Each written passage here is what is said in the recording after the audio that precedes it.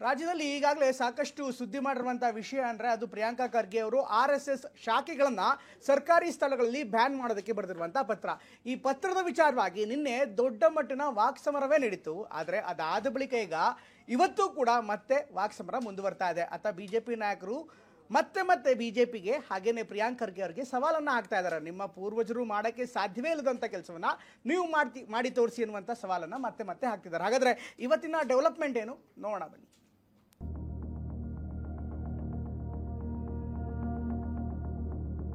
RSS ನವರು ಸರ್ಕಾರಿ ಜಾಗಗಳನ್ನ ಬಳಸ್ಬೇಕಾದ್ರೆ ತಮಿಳುನಾಡಿನಲ್ಲಿ ಏನ್ ಮಾಡಿದ್ದಾರೆ ನೋಡಿ ಅಂತ ಹೇಳಿದ್ರು. ನೋಡಿ, ಬಿಜೆಪಿ ಪಾರ್ಟಿ ಏನಿದೆ RSS ಕೈಗೊಂಬೆ. RSS ತೆಗೆದ್ಬಿಟ್ರೆ ಬಿಜೆಪಿನೇ ಇಲ್ಲ. ಆ ನೆಹರು ಕೈಲೇ RSS ಬ್ಯಾನ್ ಮಾಡಕ್ಕಾಗ್ಲಿಲ್ಲ. ನೋಡಿ, ಪಟೇಲ್ ಅವರು ಬ್ಯಾನ್ ಮಾಡಿದ್ರು. 75 ಬ್ಯಾನ್ ಮಾಡಿದ್ರಿ, ನಿಮ್ ಸರ್ಕಾರವನ್ನೇ ಕಿತ್ತೋಗಿತ್ತು. ನಾನ್ ನಿರ್ಬಂಧ ಎಲ್ಲ ಹಾಕ್ತಾ ಇದ್ದೀನಿ, ಆಚರಣೆ ಮಾಡ್ಲಿ ನಿಮ್ ಮನೆಯಲ್ಲಿ. ಬೋರ್ಡ್ ಗೆಲ್ದಿದ್ ಗಿರಾಕಿಗಳು ಈಗೆಲ್ಲ ಭಯ ಬೀಳ್ತೀರ. ನಾವು ಜನನೇ ಮಾಡ್ತಾರ್ರಿ, ಸ್ವಲ್ಪ ತಡ್ಕೊಳ್ರಿ. ಸಿಎಂ ಸಿದ್ದರಾಮಯ್ಯ ತಮ್ಮ ರಾಜಕೀಯದ ಆರಂಭದಿಂದಲೂ RSS ಸಿದ್ಧಾಂತ ವಿರೋಧಿಸುತ್ತಲೇ ಬಂದವರು. ಅವಕಾಶ ಸಿಕ್ಕಾಗ್ಲೆಲ್ಲ ಸಂಘದ ವಿರುದ್ಧ ಹರಿಹಾಯ್ದೆ ಸುಮ್ಮನಿರೋಲ್ಲ. ಕಾಂಗ್ರೆಸ್ಗೂ ಕೂಡ RSS ಸೈದ್ಧಾಂತಿಕ ವಿರೋಧಿ. ಇನ್ನು ಈ ವರ್ಷ RSS ತನ್ನ 100ನೇ ವರ್ಷಾಚರಣೆ ಮಾಡ್ತಿದೆ. ಪಥ ಸಂಚಲನದ ಜೊತೆಗೆ 5 ಅಜೆಂಡಾ ಮುಂದಿಟ್ಟು ಚಟುವಟಿಕೆ ನಡೆಸಲು ಉದ್ದೇಶಿಸಿದೆ. ಹೀಗೆ ತನ್ನ ವ್ಯಾಪ್ತಿಯನ್ನ ಇನ್ನಷ್ಟು ವಿಸ್ತರಿಸಲು ಸಂಘ ಮುಂದಾಗ್ತಾ ಇದ್ರೆ, ಇತ್ತ ಕಾಂಗ್ರೆಸ್ ರಾಜಕೀಯವಾಗಿ ಇದಕ್ಕೆ ತಿರುಗೇಟು ನೀಡಲು ತಂತ್ರ ಹೆಣಿತಿದೆ. ಅದರ ಒಂದು ಭಾಗವೇ RSS ಚಟುವಟಿಕೆ ನಿರ್ಬಂಧ ಎಂಬ ಅಸ್ತ್ರ. RSS ನವರು ಸರ್ಕಾರಿ ಜಾಗಗಳನ್ನ ಬಳಸ್ಬೇಕಾದ್ರೆ ತಮಿಳುನಾಡಿನಲ್ಲಿ ಸರ್ಕಾರ ಏನ್ ಮಾಡಿದೆ ಆತರ ಮಾಡಿ ಅಂತ ಬರೆದಿದ್ದಾರೆ. ನಾನು ಚೀಫ್ ಸೆಕ್ರೆಟರಿಗೆ ಪರಿಶೀಲನೆ ಮಾಡಿ ತಮಿಳುನಾಡಿನಲ್ಲಿ ಏನ್ ಮಾಡಿದ್ದಾರೆ ನೋಡಿ ಅಂತ ಹೇಳಿದ್ದೀನಿ. ಜಾತ್ಯತೀತತೆಯನ್ನ ಒತ್ತಿ ಹೇಳಿದ್ದ ಪ್ರಿಯಾಂಕ್ ಖರ್ಗೆ ಸರ್ಕಾರಿ ಮೈದಾನ, ಅನುದಾನಿತ ಶಾಲೆ ಆವರಣ, ಮುಜರಾಯಿ ಹಾಗೂ ಪುರಾತತ್ವ ದೇವಾಲಯಗಳ ಆವರಣದಲ್ಲಿ ಸಂಘದ ಚಟುವಟಿಕೆಗಳನ್ನ ನಿಷೇಧಿಸಬೇಕು ಅಂತ ಮನವಿ ಮಾಡಿದ್ರು. ಈ ಮನವಿ ಸಮರ್ಥಿಸುತ್ತಲೇ ಬಿಜೆಪಿ ವಿರುದ್ಧ ದಾಳ ಉರುಳಿಸಿದ್ದಾರೆ. ನೋಡಿ, ಬಿಜೆಪಿ ಪಾರ್ಟಿ ಏನಿದೆ RSS ಕೈಗೊಂಬೆ. RSS ತೆಗೆದ್ಬಿಟ್ರೆ ಬಿಜೆಪಿನೇ ಇಲ್ಲ.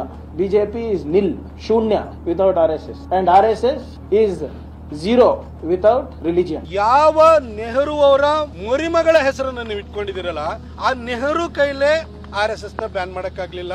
ನೆಹರು ಮಗಳು ಇಂದಿರಾ ಗಾಂಧಿ ಕೈಲಾಗ್ಲಿಲ್ಲ. ಇಂದಿರಾ ಗಾಂಧಿ ಮಗ ರಾಜೀವ್ ಗಾಂಧಿ ಕೈಲಾಗ್ಲಿಲ್ಲ. ಇನ್ನು ರಾಜೀವ್ ಗಾಂಧಿಯ ಮಗಳ ಹೆಸರನ್ನ ಇಟ್ಕೊಂಡಿರುವಂತ ನಿಮ್ ಕೈಲಾಗುತ್ತಾ ಸರ್? ನಿಮ್ ಸಿದ್ದರಾಮಯ್ಯನವ್ರ ಕೈಲಾಗುತ್ತಾ? ನೋಡಿ, ಪಟೇಲ್ ಅವರು ಬ್ಯಾನ್ ಮಾಡಿದ್ರು. ನೀವು ಸ್ವಲ್ಪ ಇತಿಹಾಸದ ಪುಟವನ್ನ ತಿರುಗಿಸಿ ಓದಕ್ ಹೇಳಿ RSS ಅವರಿಗೆ. ಬಂದು ಕೈಕಾಲು ಬಿದ್ದರು.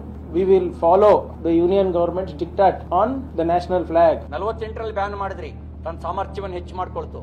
75ರಲ್ಲಿ ಬ್ಯಾನ್ ಮಾಡಿದ್ರಿ, ನಿಮ್ ಸರ್ಕಾರವನ್ನೇ ಕಿತ್ತೋಗಿತ್ತು. ಸರ್ವಾಧಿಕಾರಿ ಇಂದಿರಾ ಗಾಂಧಿ ಸೋತು ಮೂಲೆ ಸೇರಿ ಇನ್ನು ಸಾಕಪ್ಪ ಸಾಕು ನನಗೆ RSS ಸವಾಸ ಅಂತ ಅನ್ನುವ ಸ್ಥಿತಿಗೆ ಬಂದು ರಾಜಿ ಮಾಡ್ಕೊಳ್ಬೇಕಾದಂತ ಪರಿಸ್ಥಿತಿ ಬಂತು. ಪ್ರಿಯಾಂಕ್ ಖರ್ಗೆ ಶಾಲಾ ಕಾಲೇಜು ಮೈದಾನ ಸೇರಿದಂತೆ ಸರ್ಕಾರಿ ಸ್ಥಳದಲ್ಲಿ RSS ಕಾರ್ಯಕ್ರಮ ಮಾಡೋದಕ್ಕೆ ಆಕ್ಷೇಪವೆತ್ತಿದ್ದಾರೆ. ನಿಮ್ಮನೇಲಿ ಆಚರಣೆ ಮಾಡ್ಕೊಳ್ಳಿ ಅಂತ ಆಗ್ರಹಿಸಿದ್ದಾರೆ. ಈ ವಿಚಾರ ಕಾಂಗ್ರೆಸ್ ಬಿಜೆಪಿ ಮಧ್ಯೆ ಧಮ್ ದಂಗಲ್ಗೆ ಕಾರಣವಾಗಿದೆ. ನಾನ್ ನಿರ್ಬಂಧ ಎಲ್ಲ ಹಾಕ್ತಾ ಇದ್ದೀನಿ, ಆಚರಣೆ ಮಾಡ್ಲಿ ನಿಮ್ ಮನೆಯಲ್ಲಿ. ಜೋಶಿ ಅವರು ಮಕ್ಕಳು ಮೊಮ್ಮಕ್ಕಳು ಎಲ್ಲರೂ ಬಂದು ಗಣವೇಶದಲ್ಲಿ ಮಾಡ್ಕೊಳ್ಳಿ ಆಚರಣೆ. ಯಾರು ಬೇಡ ಅಂದಿದ್ದಾರೆ? ಬೋರ್ಡ್ ಗಿಲ್ದಿದ್ ಗಿರಾಕಿಗಳು ಇವರೆಲ್ಲ ಗಿರಾಕಿಗಳು. ಬೋರ್ಡ್ ಗಿಲ್ದಿದ್ ಗಿರಾಕಿಗಳು. ಇವ್ರ ಗಿರಾಕಿಗಳಿಗೆಲ್ಲ ಭಯ ಬೀಳ್ತೀರ. ನಾವು ನಾನೇ ಓದ್ತೀನಪ್ಪ, ಬಂದು ಅದೇನ್ ಮಾಡ್ತಾರ ಮಾಡೋ ಅಂತ ಹೇಳು. ಬಾ ದಮ್ಮಿದ್ರೆ ಬಂದು ನನ್ನ ಅರೆಸ್ಟ್ ಮಾಡಕ್ ಹೇಳು. ಇವಾಗ ಸಿಟಿ ರವಿ ಇರ್ತಾರೆ, ನಾವ್ ಹೋಗ್ತೀರಿ, ನಾನ್ ಮಾಡ್ತೀನಿ. ಇವ್ರು ಎಲ್ಲಿ ಮಾಡ ಅಂತ ಅಲ್ಲೇ ಮಾಡ್ತೀನಿ ನಾನು. ದಮ್ಮಿದ್ಯಾ ಅವ್ರಿಗೆ? ಜನನೇ ಮಾಡ್ತಾರ್ರಿ, ಸ್ವಲ್ಪ ತಡ್ಕೊಳ್ರಿ. ಅದೇ ಇಂಥವೇ ಡೈಲಾಗ್. ಮುಟ್ಟು ನೋಡ್ರಿ, ಮಾಡ್ ನೋಡ್ರಿ, ತಾಕತ್ತಿದ್ರೆ, ದಮ್ಮಿದ್ರೆ, ಬರೀ ಇವೇ ಅಲ್ಲ. ಅದೇ ನಿಮ್ RSS ನವರಿಗೆ ಮರಿ ಮಾಡ್ಕೊಳ್ತೀವಿ. ಅದನ್ನ ಮಾಡ್ರಿ. ನಿಮಗ್ ತಾಕತ್ತಿದ್ರೆ, ನಿಮಗ್ ದಮ್ಮಿದ್ರೆ, ನೀವೇನ್ ಬಹಳ ಹಿಂದೂವಾದಿಗಳಂತ ನೀವೇ ಮಾತನಾಡ್ತೀರಿ. ಸಣ್ಣ ಹಿಂದೂ ಸಮಾಜಗಳಿಗೆ ಮೇಲೆ ಎತ್ರಿ ಅಲ್ಲ.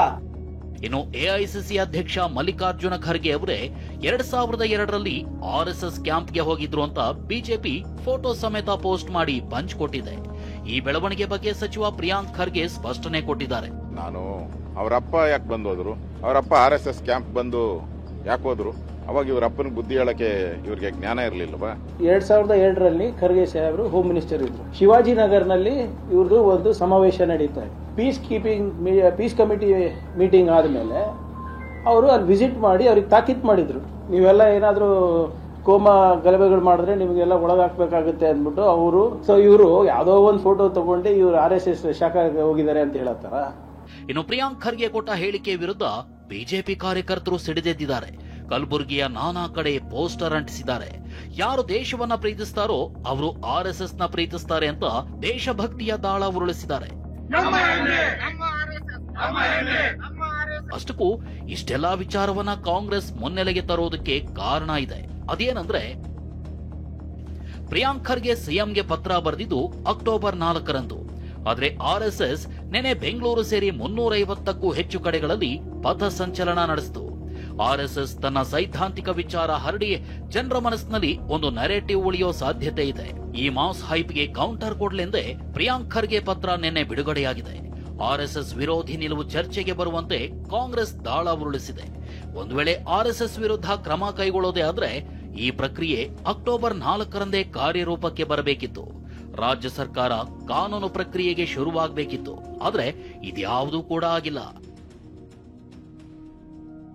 ಕಾನೂನಾತ್ಮಕವಾಗಿ ಸಂಘದ ನಿಷೇಧ ಸಾಧ್ಯನಾ? ಸದ್ಯಕ್ಕೆ ಉತ್ತರ ಇಲ್ಲ. ಆದ್ರೆ ತನ್ನ ಕಟುವಾದ ಸೈದ್ಧಾಂತಿಕ ವಿರೋಧಿ RSS ವಿರುದ್ಧ ರಾಜಕೀಯವಾಗಿ ಚರ್ಚೆ ಹುಟ್ಟುಹಾಕುವಲ್ಲಿ ಕಾಂಗ್ರೆಸ್ ಯಶಸ್ವಿಯಾಗಿದೆ. ಪ್ರಸನ್ನ ಗಾಂವ್ಕರ್, TV9 ಬೆಂಗಳೂರು.